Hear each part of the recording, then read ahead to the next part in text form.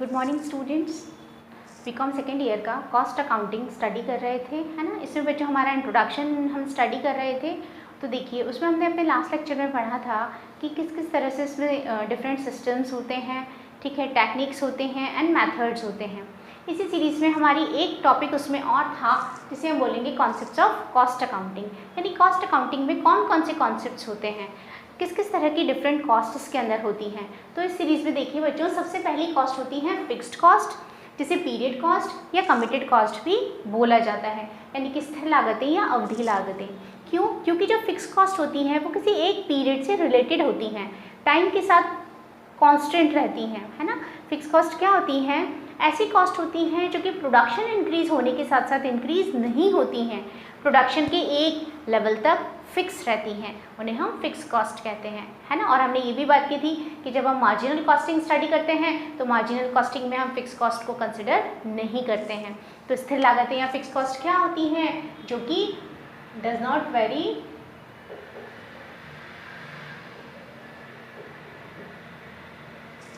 With production, जो कि production यानी उत्पादन के साथ साथ वेरी नहीं करती है। देन सेकेंड आता है वेरिएबल कॉस्ट। वेरिएबल कॉस्ट का मतलब परिवर्तनशील लागतें, नाम से ही समझ आ रहा है, जो बदलती रहेंगी। कैसे बदलती रहेंगी? अपनी मनमर्जी बदल जाएंगी क्या? नो, जो प्रोडक्शन के साथ साथ वेरी करती हैं, है ना। वेरिएबल कॉस्ट क्या होती हैं? जो कि पर यूनिट प्रोडक्शन के साथ साथ चेंज होती चली जाती हैं। जैसे जैसे आपका प्रोडक्शन बढ़ता चला जाएगा वैसे वैसे आपकी कॉस्ट भी, वेरिएबल कॉस्ट भी बढ़ती चली जाएगी, और जैसे जैसे आप अपना प्रोडक्शन डिक्रीज करोगे वेरिएबल कॉस्ट भी कम होती चली जाएगी, और जब आप अपना प्रोडक्शन ज़ीरो कर दोगे तो वेरिएबल कॉस्ट भी ज़ीरो हो जाएगी, है ना। इसे हम बोलते हैं वेरिएबल कॉस्ट, यानी कि परिवर्तनशील लागतें, ठीक है। तो ये क्या होती है? It is proportional to production. Variable cost जो होती है प्रोडक्शन के प्रोपोर्शनेट होती है, आनुपातिक होती है। टर्म पढ़ी है आपने, यानी कि जब प्रोडक्शन बढ़ता चला जाएगा वेरिएबल कॉस्ट भी बढ़ती चली जाएगी, और जैसे जैसे प्रोडक्शन कम होगा वेरिएबल कॉस्ट भी कम होती चली जाएगी। आप लोगों ने बच्चों पढ़ा होगा, इकोनॉमिक्स में भी आपने ये पढ़ा है। अगर मैं इसको एक छोटे से कर्व की फॉर्म में दिखाऊं तो ये मेरी वेरिएबल कॉस्ट, ये मेरा प्रोडक्शन, है ना। और जैसे जैसे प्रोडक्शन बढ़ता चला जाता है वैसे वैसे मेरी वेरिएबल कॉस्ट भी बढ़ती चली जाती है, ठीक है। यानी कि इसका मतलब यहाँ ध्यान देने वाली बात क्या है बच्चों, कि जब मेरा प्रोडक्शन ज़ीरो होता है ना तो मेरी वेरिएबल कॉस्ट भी ज़ीरो होती है, तब मुझे कोई कॉस्ट पे नहीं करनी होती है। लेकिन आप सपोज़ कीजिए ये मेरी 1 यूनिट है, ये 2 है, ये 3 है, ठीक है, ये कॉस्ट है 10, 20, 30। अब देखो इस पॉइंट पे मैंने लिया, जब मेरा प्रोडक्शन 1 यूनिट हो रहा था तो मेरी कॉस्ट कितनी थी? 10 यूनिट्स। साफ दिख रहा है। अब जैसे मेरा प्रोडक्शन बढ़ गया, ये देखो, ये इस पॉइंट पे मेरा प्रोडक्शन बढ़कर 2 हो गया तो मेरी कॉस्ट भी बढ़कर 20 हो गई। दिख रहा है आपको? यानी कि प्रोडक्शन में और वेरिएबल कॉस्ट में लीनियर रिलेशनशिप होता है, यानी कि रेखीय संबंध होता है ना।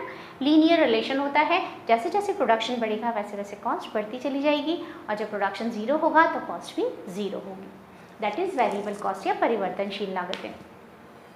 देन उसके बाद आता है semi variable cost. Semi variable यानी अर्ध परिवर्तनशील लागतें। अब बच्चों नाम से समझ आ रहा है, सेमी वेरिएबल यानी जिसमें वेरिएबल के आधे गुण हैं, है ना। कुछ हद तक तो वो फिक्स्ड है और कुछ हद तक वो वेरिएबल है। तो जो फिक्स्ड भी है और जो वेरिएबल भी है दैट इज सेमी वेरिएबल। अब किस तरह से सेमी वेरिएबल होगी? इसका मतलब ये है जो प्रोडक्शन की एक स्टैंडर्ड तक, यानी उत्पादन की एक निश्चित स्तर तक, एक लेवल तक तो स्थिर होगी, और उसके बाद जैसे ही आपने प्रोडक्शन का लेवल बढ़ाया वो कॉस्ट भी बढ़ जाएगी। तो एक लेवल तक जब तक वो फिक्स है तब तक वो फिक्स्ड कॉस्ट रहेगी, और फिर जैसे ही आप प्रोडक्शन बढ़ाते हैं वैसे ही वो बढ़ जाती है, तो वहाँ पर वो वेरिएबल का रूप ले लेती है। तो यानी कि इनका कुछ हिस्सा फिक्स होता है और कुछ हिस्सा वेरिएबल होता है। जैसे डेप्रिसिएशन ऑफ प्लांट हो गया, रिपेयर्स एंड मेंटेनेंस हो गया, सुपरविजन हो गया। जैसे सपोज कीजिए आप एक सुपरवाइज़र अपॉइंट करते हैं, है ना। वो एक बार में 10 लोगों को सुपरवाइज कर सकता है, यानी आप 10 लोगों पर एक सुपरवाइज़र लगाते हैं, पर्यवेक्षक लगाते हैं, ठीक है, जो उनके कामों की देखरेख करता है, उनकी प्रॉब्लम्स को सॉर्ट आउट करता है, और उन 10 लोगों की जिम्मेदारी पूरी तरह से उस पर है। अब अगर आपका जो भी प्रोडक्शन है, आपका ऑर्गेनाइजेशन छोटा है, आपके यहाँ पे 8 लोग काम कर रहे हैं, ठीक है, 8 लोगों पर केवल एक सुपरवाइज़र की ज़रूरत है। अब ऐसा तो है नहीं कि मैं एक सुपरवाइज़र के 10 टुकड़े कर दूंगी कि भाई 8 ही पीसेस यहाँ चाहिए, 2 कहीं और लगा देंगे, that's not possible, human being है, ह्यूमन का तो आप कर ही नहीं सकते सेपरेशन। तो इसका मतलब 8 लोगों पर मैंने एक व्यक्ति लगा दिया। तो अभी क्या हो रहा है, मैं उसकी कैपेसिटी का कम यूज़ कर रही हूँ, है ना, क्योंकि 10 लोगों तक कर सकता है वो सुपरवाइज। अब जब मेरे इसमें 8 से 9, 9 से 10 लोग हो गए, तब तक वेल एंड गुड, मैं उसकी पूरी फुल कैपेसिटी पे उसका यूज़ कर रही हूँ और वहाँ तक मेरी उसकी कॉस्ट फिक्स है। यानी 1 से लेकर 10 तक लेबर मेरे यहाँ काम कर रही है, तब तक मुझे एक सुपरवाइज़र की ज़रूरत है, तो ये फिक्स हो गई। अब जैसे ही मेरा 11th लेबर लगेगी, वहीं मुझे एक की जगह 2 सुपरवाइज़र करने पड़ेंगे। यहाँ ये नहीं चलता है कि भाई अब 10 से मैं एक ही सुपरवाइज़र से मैं 11 लोगों का काम करवा लूँ, नॉट लाइक दैट। तो ऐसी कंडीशन में क्या हो जाएगा कि अब मुझे एक की जगह 2 सुपरवाइज़र लगाने पड़ेंगे। तो जैसे ही वो 1 से 2 हुए, मेरी कॉस्ट बढ़ गई और ये वेरिएबल हो गई, ठीक है। तो कुछ हिस्सा इसका फिक्स था, एक पर्टिकुलर लेवल के बाद वो वेरिएबल में कन्वर्ट हो गई। तो that is semi variable cost, जो कि एक लिमिट तक तो फिक्स होती है और उसके बाद जैसे आपका प्रोडक्शन का लेवल बढ़ता चला जाता है, वो भी इंक्रीज हो जाती है ना। देन उसके बाद आता है कंट्रोलेबल एंड अनकंट्रोलेबल कॉस्ट, नियंत्रणीय और अनियंत्रणीय लागतें। बच्चों, कंट्रोलेबल जिसे हम कंट्रोल कर सकते हैं, जो हमारे इंटरनल रीजंस से इफेक्ट होती हैं, ऐसी कोई भी कॉस्ट जिसे हम अपने मैनेजमेंट में चेंज करके, अपने प्रोडक्शन टेक्निक्स में चेंज करके, ठीक है, अपने डिसीजंस को चेंज करके कि हमें उसका प्रोडक्शन करना है, उसे बाहर से परचेस करना है, इसकी क्वालिटी में चेंज करना है, ठीक है, इसकी क्वांटिटी में चेंज करना है एंड सो ऑन, इन सबसे उसमें चेंज कर सकते हैं, तो उसे तो हम बोलते हैं कंट्रोलेबल कॉस्ट, यानी कि नियंत्रणीय लागतें, जो हमारे कंट्रोल में है ना। ये सारे जो इंस्टीट्यूट या ऑर्गेनाइजेशंस होते हैं, उसके इंटरनल रीजंस होते हैं जिनसे इन्हें कंट्रोल किया जा सकता है, तो इन कॉस्ट को हम कंट्रोलेबल कॉस्ट कहते हैं। ये हमारे हाथ में है, हम अगर 8 लेबर से ही काम चला लेंगे 10 की जगह, तो हम 2 को हटाकर उस कॉस्ट को कंट्रोल कर सकते हैं, कॉस्ट ऑफ लेबर को, ठीक है। लेकिन जब ये कॉस्ट हमारी कंट्रोल से बाहर होती है, एक्सटर्नल फैक्टर्स इसके लिए जिम्मेदार होते हैं, बाह्य कारकों के कारण ये लागतें आ रही हैं और इसे हम मैनेजमेंट अगर चाहे तो भी खुद से कंट्रोल नहीं कर सकता, दैट इज़ अनकंट्रोलेबल कॉस्ट। अब जैसे टैक्स की हम बात करते हैं, गवर्नमेंट ने हम जो भी मटेरियल्स यूज़ कर रहे हैं, डायरेक्ट मटेरियल यूज़ कर रहे हैं, लेबर यूज़ कर रहे हैं, जो भी है, अब मटेरियल की अगर गवर्नमेंट ने कॉस्ट बढ़ा दी, उस पर टैक्सेस बढ़ा दिए, ठीक है, इंपोर्ट ड्यूटीज़ बढ़ा दी एंड सो ऑन, तो वो हमारे कंट्रोल में नहीं है, हमें उसे पे करना पड़ेगा, we have to pay it. तो वहाँ पर ये अनकंट्रोलेबल कॉस्ट का पार्ट आ जाएगा, ठीक है। तो इस तरीके से जो एक्सटर्नल फैक्टर्स पे डिपेंड करती है, या मार्केट में कंपटीशन इतना ज़्यादा हो गया है कि आपको एग्जिस्ट करने के लिए एडवर्टाइजिंग करना ही करना पड़ेगा, है ना, या फिर कोई और भी तरीका हो सकता है, आपको उनको डिस्काउंट्स देने पड़ेंगे, बल्क डिस्काउंट्स देने पड़ेंगे, या फिर आपको क्वालिटी को बहुत ज़्यादा अच्छा करना पड़ेगा, तो वो कॉस्ट आपके कंट्रोल में नहीं है। क्यों? क्योंकि वो मार्केट के फैक्टर्स उसे डिसाइड कर रहे हैं। तो जो कॉस्ट ऑर्गेनाइजेशन के हाथ में नहीं है, हम उसे चाहकर भी कंट्रोल नहीं कर सकते, एक्सटर्नल फैक्टर्स जिसके लिए लायबल होते हैं, all these cost are uncontrollable cost. Then इसके बाद आता है कन्वर्जन कॉस्ट, यानी कि रूपांतरण लागतें। बच्चों, कन्वर्जन का मतलब क्या है? जब आप रॉ मटेरियल, कच्चे माल को फिनिश गुड्स, बनी बनाई वस्तुओं में चेंज कर देते हो, तो कच्चे माल से लेकर निर्मित वस्तुओं तक बनने तक जो भी कॉस्ट आती है उसे हम कन्वर्जन कॉस्ट कहते हैं, यानी कि रूपांतरण लागत। अगर मैं सिंपल शब्दों में कहूँ तो आपकी जो भी पर यूनिट कॉस्ट आ रही है, उसमें से आप उसके रॉ मटेरियल की कॉस्ट माइनस कर दो, तो आपकी कन्वर्जन कॉस्ट आ जाएगी। आ रही बात समझ?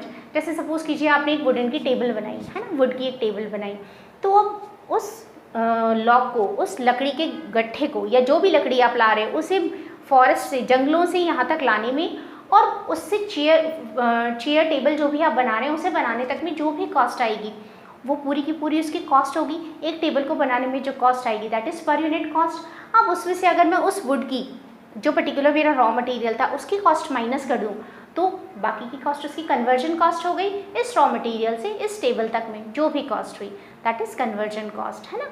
यानी कि मैं ऐसे बोल सकती हूँ per unit cost minus direct material cost per unit. उस पर यूनिट पर जितना मेरा मटेरियल लगा उसे मैं अगर हटा दूं डायरेक्ट मटेरियल को, तो मेरी कन्वर्जन कॉस्ट आएगी।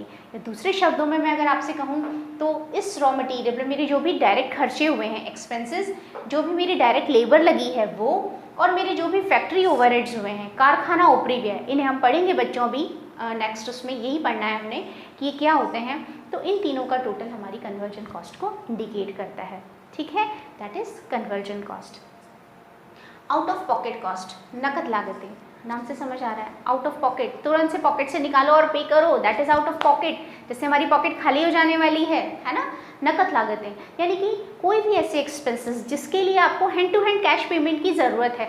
सपोज़ कीजिए आपने गाड़ी भाड़ा दिया, आपने अपने माल को मंगवाया है और आपको उसे गोडाउन तक ले जाना है, जहाज़ से बिल्टी से आपने उस माल को छुड़ाया और फिर अब आप उसको अपने गोडाउन तक ले जाना है आपने, तो आप उसको गोडाउन तक जो ले जा रहे हैं उसके लिए आपको ऑटो रिक्शा या जो भी आपका है ट्रांसपोर्ट का जो भी व्हीकल है, ठीक है, उसको तुरंत कैरिएज पे करना पड़ेगा। ऐसा तो है नहीं हम उससे भी क्रेडिट ले लेंगे कि भाई हम तेरा जो भी गाड़ी भाड़ा है वो 10 दिन बाद पे करेंगे, 10 दिन की तो छूट तो हमें देगा, ऐसा तो हम नहीं करते हैं। इसका मतलब hand to hand we have to pay it, that is out of pocket cost, नकद लागतें, जिन चीज़ों का पेमेंट आपको तुरंत करना पड़ता है ना। और इसके अलावा इसमें एक टर्म और आती है एस्केपेबल एंड अनएस्केपेबल कॉस्ट।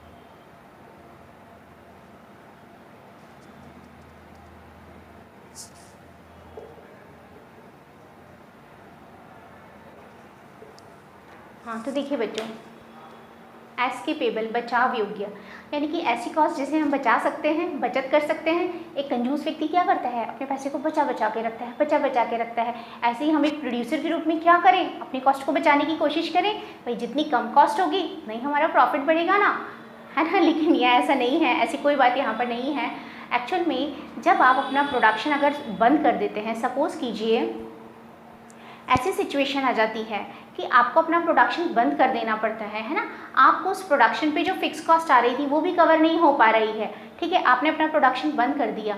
तो प्रोडक्शन बंद कर देने पर अगर मैं अपनी कुछ कॉस्ट को बचा पाती हूँ, सेव कर पाती हूँ, तो उसे हम एस्केपेबल कॉस्ट कहेंगे, यानी कि बचाव योग्य लागतें, यानी कि मेरी इन लागतों में बचत हो रही है। लेकिन प्रोडक्शन बंद करने के बावजूद अगर मैं अपनी कोई कॉस्ट सेव नहीं कर पा रही हूँ, नहीं बचा पा रही हूँ, तो उन कॉस्ट को हम अनएस्केपेबल कॉस्ट कहेंगे, यानी कि बचाव के अयोग्य लागतें। यानी अगर मैंने उन्हें बंद कर भी दिया तो भी मैं उन्हें नहीं बचा सकती। हमारी जो फिक्स कॉस्ट होती हैं बच्चों, वो अनएस्केपेबल कॉस्ट की कैटेगरी में आती हैं। ये उनका नाम बदल गया। जैसे सपोज़ कीजिए आपने गोडाउन रेंट पे लिया हुआ है ना, या फिर आप अपना प्रोडक्शन जहाँ भी कर रहे हैं, जिस भी फैक्ट्री में आप अपना प्रोडक्शन कर रहे हैं, जहाँ आपकी मशीन्स रखी हैं, ठीक है, आप आपने प्रोडक्शन बंद कर दिया। आपने अगर उसे रेंट पर लिया हुआ है तो आपको, चाहे आप प्रोडक्शन बंद कर दें, आपको उस बिल्डिंग का रेंट पे करना पड़ेगा। You have to pay it, क्योंकि वो तो मंथली बेसिस पर रेंट लेगा। तो ये आपका क्या हो गया, अनएस्केपेबल कॉस्ट हो गई, ठीक है। आपने अपने उस पूरे सेटअप को सेव करने के लिए उसके बाहर एक वॉचमैन बैठा रखा है, जो कि उस बंद फैक्ट्री के बाहर बैठता है, देखता है कहीं कोई चोरी ना हो जाए, दिन रात वहाँ पर रहता है। उसकी सैलरी आपको पे करनी पड़ेगी, चाहे आप प्रोडक्शन करें या ना करें, इससे कोई फ़र्क नहीं पड़ता। That is unescapable cost. आपने जो मशीन्स वहाँ लगा रखी हैं, उन मशीन्स पर डेप्रिसिएशन आपको चार्ज करना पड़ेगा। वो मशीनें बिना यूज़ के भी खराब होंगी इन द सेंस पुरानी होती चली जाएंगी, डेप्रिसिएशन में ऑब्सोलिसेंस होगा, अप्रचलन होगा उनका, ठीक है, उनकी प्रोडक्टिविटी नहीं आ रही है, और कई तरीक़ों से यूज़ नहीं करने की वजह से उन पर डेप्रिसिएशन चार्ज होगा ही होगा। वो तो होना ही है डेप्रिसिएशन, चाहे आप यूज़ करें या ना करें। तो वो सब किसका पार्ट होगा, अनएस्केपेबल कॉस्ट का। लेकिन जो कॉस्ट है मैं बचा सकती हूँ वो एस्केपेबल में आएंगी। इसके अंदर वेरिएबल कॉस्ट आती हैं, जैसे मटीरियल हुआ। अगर मैं प्रोडक्शन ही नहीं कर रही हूँ तो मेरा मटेरियल भी नहीं लगेगा, मेरी लेबर भी नहीं लगेगी, उन सब की बचत होगी, तो वो सब इस कैटेगरी में आ जाएंगे, ठीक है। इसी तरह से मैं इलेक्ट्रिसिटी की बात करूँ, जैसे कि रिपेयर्स और मेंटेनेंस की, तो वो सेमी वेरिएबल में आ जाएंगे। सेमी वेरिएबल का मतलब उसका जो बेसिक चार्ज है, मिनिमम है, वो तो मुझे पे करना पड़ेगा, लेकिन मशीन्स के यूज़ की वजह से उसमें जो पावर कंजम्पशन होता है उसे मैं बचा सकती हूँ, तो वो हिस्सा तो एस्केपेबल में आ जाएगा, और जो उसका बेसिक फेयर रेंट है वो अनएस्केपेबल में आ जाएगा। तो इस तरीके से ये कैटेगरी और होती है ना। ये तो बच्चों नॉर्मल कॉन्सेप्ट्स हैं। इसके अलावा भी कई तरह की कॉस्ट होती हैं जो कि हमारे डिसीजन से रिलेटेड होती हैं, उन्हें हम बोलते हैं निर्णय संबंधी लागतें, डिसीजन मेकिंग कॉस्ट। तो डिसीजन मेकिंग कॉस्ट भी कई सारी होती हैं। इसमें सबसे पहले हम लेते हैं अपॉर्चुनिटी कॉस्ट। तो बच्चों आगे का जो हम डिसीजन मेकिंग कॉस्ट होती हैं उन्हें हम आगे अपने नेक्स्ट लेक्चर में स्टडी करेंगे। आप अभी इतनी जो कॉस्ट हैं इन्हें कंप्लीट कीजिए और यहाँ तक अपना जो बेसिक इंट्रोडक्शन है उसे कंप्लीट कीजिए। नेक्स्ट लेक्चर में हम जो और कॉस्ट कॉन्सेप्ट्स हैं, कुछ कॉस्ट कॉन्सेप्ट्स और पढ़ेंगे, प्लस हम उसके अंदर एलिमेंट्स ऑफ कॉस्ट पढ़ेंगे और कॉस्ट शीट बनाना सीखेंगे। ये हमारे नेक्स्ट लेक्चर में हम स्टडी करेंगे। Thank you.